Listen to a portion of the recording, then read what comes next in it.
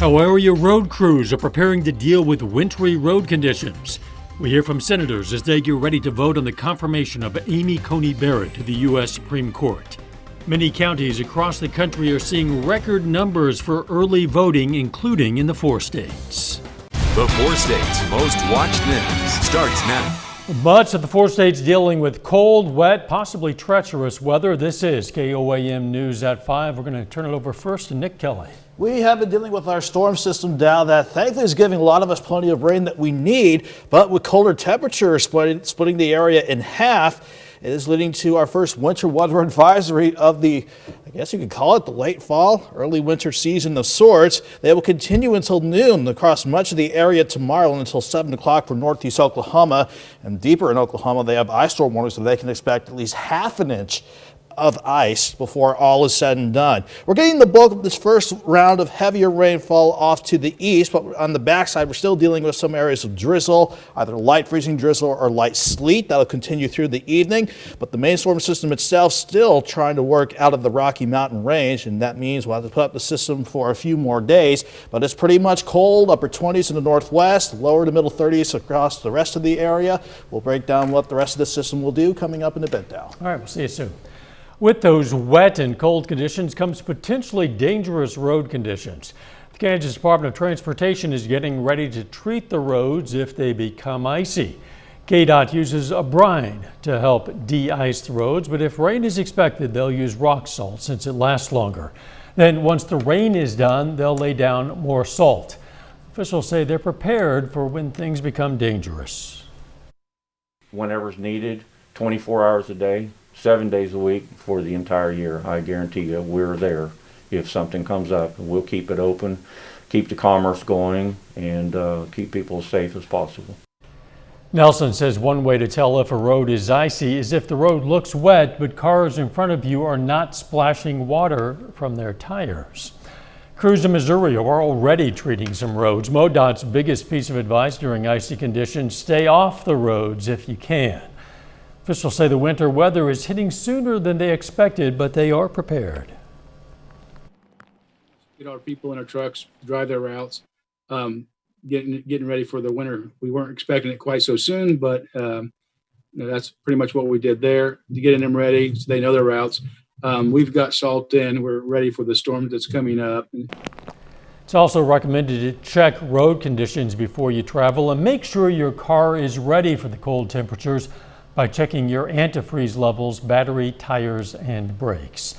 This evening, the GOP-controlled Senate is scheduled to take a final vote confirming Coney Barrett to the U.S. Supreme Court. The move would fill the late Justice Ruth Bader Ginsburg's seat and create a 6-3 conservative majority on the High Court. Deborah Alfarone reports from Capitol Hill. We want Judge Barrett on the Supreme Court to decide law. Senate Republicans inch closer to confirming Coney Barrett to the Supreme Court. Judge Barrett will approach each case without prejudices or preconceived notions. Despite objections from Democrats. We should not be voting on this lifetime appointment while the American people themselves are in the middle of voting. President Trump tapped Barrett to replace the late Justice Ruth Bader Ginsburg following her death just 38 days ago. So help you God.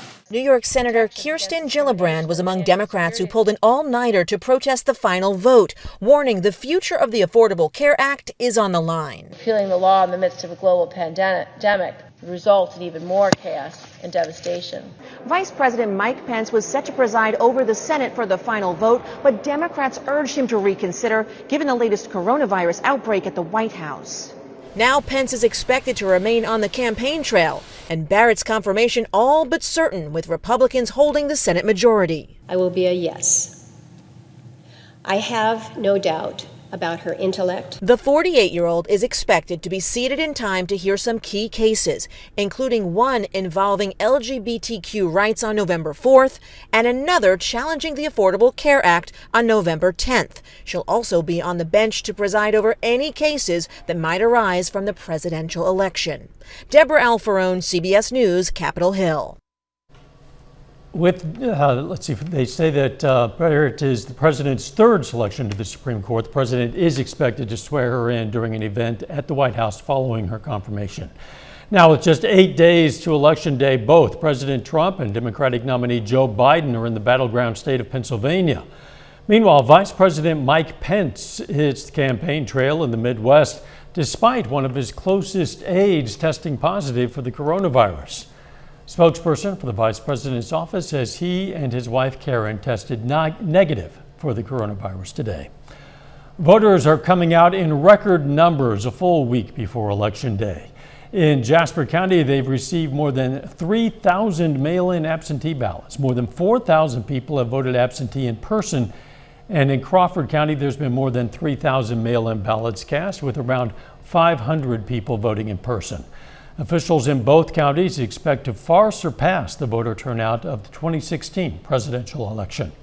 Brings us to today's KOAM News Now Insta Poll. Today's question is, how do you feel about your state's early voting opportunities? Your options: they should be expanded, they should be reduced, or they're fine.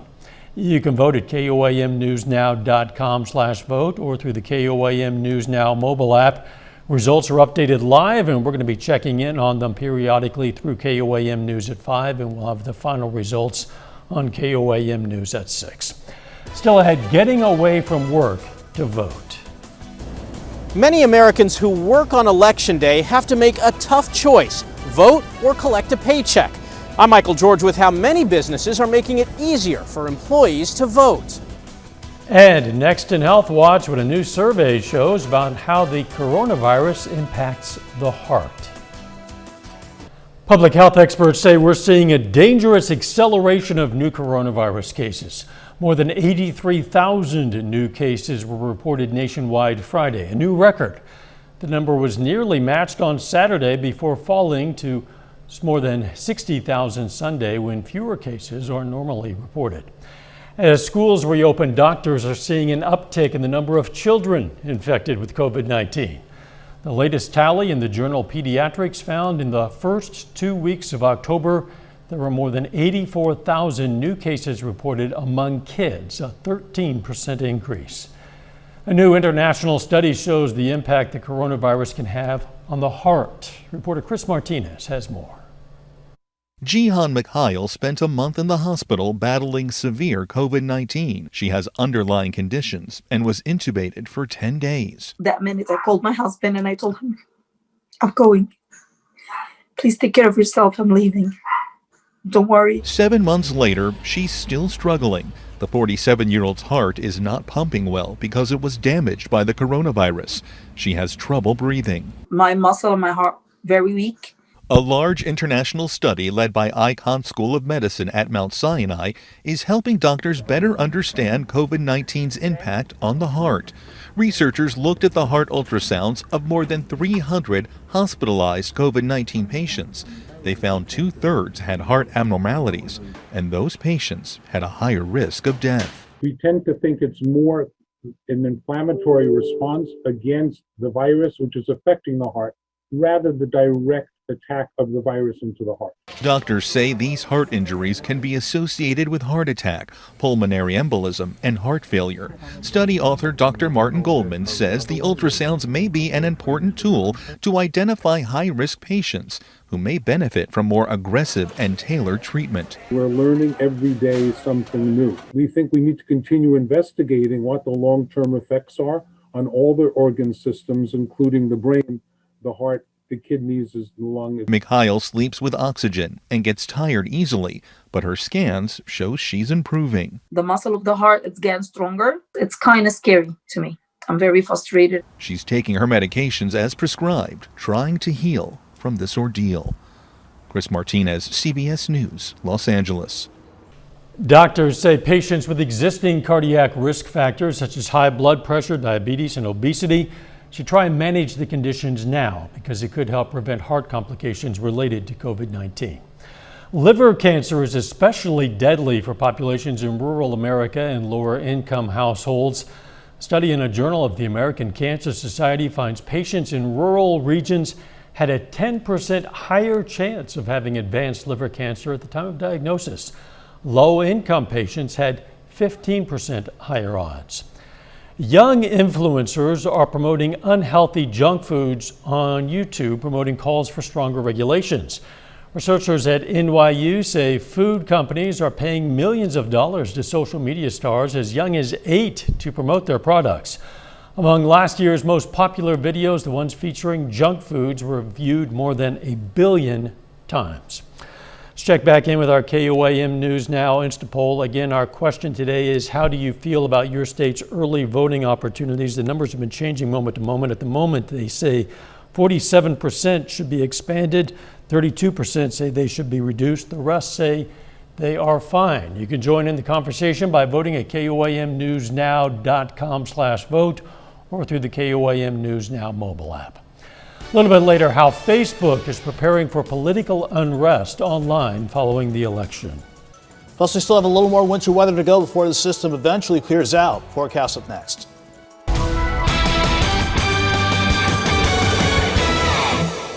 As advertised, we finally got this impressive storm system to roll on in, and then first and foremost, it's really helping us out with catching us up on much needed rain. Over an inch at Joplin Regional today. That means for the year, 38, almost 39 inches of rain, just behind last year by under half an inch, but still compared to last year, we are way behind. But then again, that was one of the wettest years that we've seen in quite some time. Not everybody, though, saw quite a bit of rainfall. Actually, let me correct that. Areas along the south of Pittsburgh and Joplin, you saw at least 1 to 2 inches of rain. Area-wide average, though, just under an inch. But the other side of the system, the wintry weather is bringing in our first taste of wintry weather during the fall season. Winter weather advisories in the blue for southeast Kansas, southwest Missouri until noon tomorrow, northeast Oklahoma until 7, because the system's also bringing in colder air, resulting in some light flurries, light freezing drizzle, light sleet across portions of southeast Kansas, and trying to work in the parts of Joplin now. But the farther south you go toward Table Rock Lake and the Arkansas state line, that is where we are still just warm enough to see the system continue as rain. This is the first good wave of moisture working through. We'll back things down to a drizzle or freezing drizzle throughout the course of the night. But as long as that main system's still sitting out in the west, we still have a ways to go before we can get the system out of here. In Joplin, we are at 32. Feels like 23 with the north breeze at 13, making it just pretty darn cold outside to start the evening out. But 29 in Iola, 30 in Chanute, 34 in Yates Center. You can see how the freezing line's trying to make an advance toward Joplin, Greenfield, and toward northeast Oklahoma. But I think we're really going to hold steady for much of the night. That means if you're already in the upper 20s, that's where you're going to stay for the rest of the night. Everyone else close to the freezing mark, meaning drizzle, freezing drizzle throughout the night before we start to pick things back up again tomorrow as our main storm system continues to spin off to the west. We got plenty of cold air in place, the front to the south with high pressure right behind it. It's keeping the cold air in place. The upper low in Utah, that's the main system itself. And until we finally get this to pass on through, which it won't do until Thursday or Friday, we're going to hold on to this setup as we go throughout the night and through the day tomorrow. So we'll eventually back things down to periods of drizzle, light freezing drizzle, maybe a little bit of sleet and some snow flurries, especially in our northwestern counties. But as we get the morning started, we'll go to a mix of freezing rain and rain. But I think once we get past the start of the afternoon, temperatures across the area will be back above freezing, but we'll mainly switch things over to rain. 32 in the morning, 36 by noon, highs around 39. As far as additional ice to expect, I'm not expecting a lot, thankfully. Any good accumulating ice is going to be from, let's say, Nevada, Lamar, Columbus, points northwest. And even then, those amounts will stay about 1/10 to maybe 1/1500ths of an inch. And the areas north and west of Uniontown and Chanute could see maybe another 1/2 inch at most of additional snow. Then we're going to continue with the system going through Wednesday. Maybe a break in the action before the second wave comes in to give us additional rain. As we go into Wednesday and even Thursday, that could bring in rain totals overall of 2 to 4 inches before we finally dry things out on Friday. So we stay cold tomorrow, but we'll go back to 39 for a high, lower 50s for Wednesday and Thursday, drying out for Friday and staying dry and fairly nice for Halloween early next week now. Meantime, people have to be careful out there. Be aware of the conditions. For yeah, sure. Just take it easy on the roads and they'll be fine. Thanks, Nick. Coming up, how some businesses are giving their employees time to vote on Election Day. First, though, we honor a local veteran, Leslie Allen LaRue, served in the U.S. Air Force from 1969 to 1970. Parsons, Kansas native, was stationed in Vietnam. And we salute Sergeant Leslie Allen LaRue, a four-state hero. Facebook is bracing for unrest online following the presidential election and wants to stem potential fallout. According to the Wall Street Journal, Facebook is prepared to deploy tools, if needed, to limit the spread of popular content on its platform that could incite violence or spread misinformation. Remote work, it seems, is here to stay. According to a new study from Enterprise Technology Research, the percentage of people permanently working from home is expected to double in 2021. Before the coronavirus outbreak, a little over 16% of people worked from home, but it's expected to rise to more than 34% next year. And among the companies surveyed, about 72% of their workforce is currently working remotely. For people who work on election day, waiting all day in line to vote just isn't an option. But more and more businesses are taking the bold step of giving employees paid time off to cast their ballots. Reporter Michael George has that story.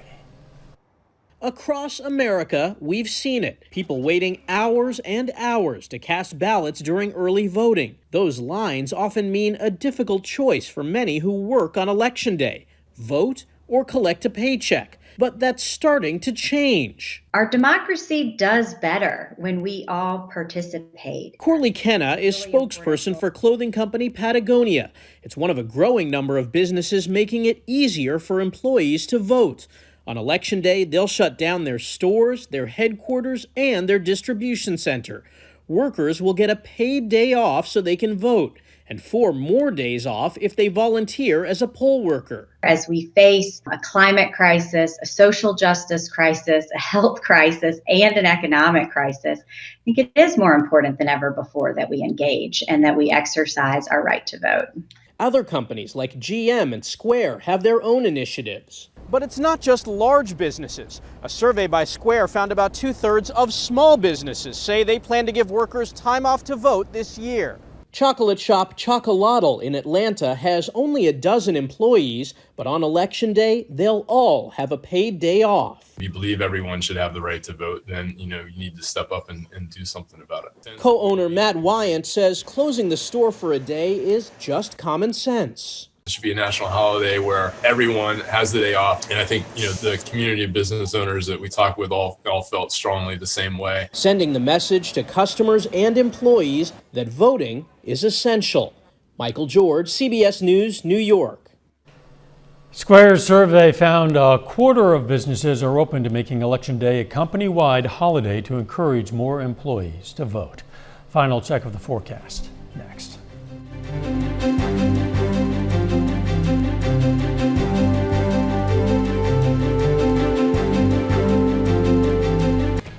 The CBS Evening News is next. Then on KOAM News at 6, we're going to have more on the record number of early ballots cast in some area counties, plus how a Miami resident is getting creative when it comes to providing a fun yet safe Halloween experience. And we're going to hear from Columbus High School running back Gabe Martin about his 6-touchdown performance last Friday. Stay with us for the CBS Evening News and then KOAM News at 6. Check back in with our KOAM News Now Insta Poll. We asked, how do you feel about your state's early voting opportunities? At this point, 51% of respondents say they should be expanded. 28% say they should be reduced. The rest say they are fine. Still have time to vote at koamnewsnow.com/vote or through the KOAM News Now mobile app. We're going to have an update on those results on the poll. KOAM News at 6. Right now, let's check back in with Nick. We have some wintry weather out there, Nick. Yes, temperatures hover near freezing or just below it tonight. Dow, freezing drizzle, or some pockets of sleet will be possible. So we got to be mindful of that as we head into our Tuesday morning. But throughout the day, though, we'll be warming things up gradually up to 39 tomorrow, 52 Wednesday. That will certainly be warm enough for rain and thunderstorms to take us through Thursday. Then we're going to finally dry out and warm things back up just in time for Halloween. Thanks, Nick, and thank you for joining us. The CBS Evening News is next, and of course, we're going to be right back here for KOAM News at 6. In the meantime, let's take care of ourselves and each other.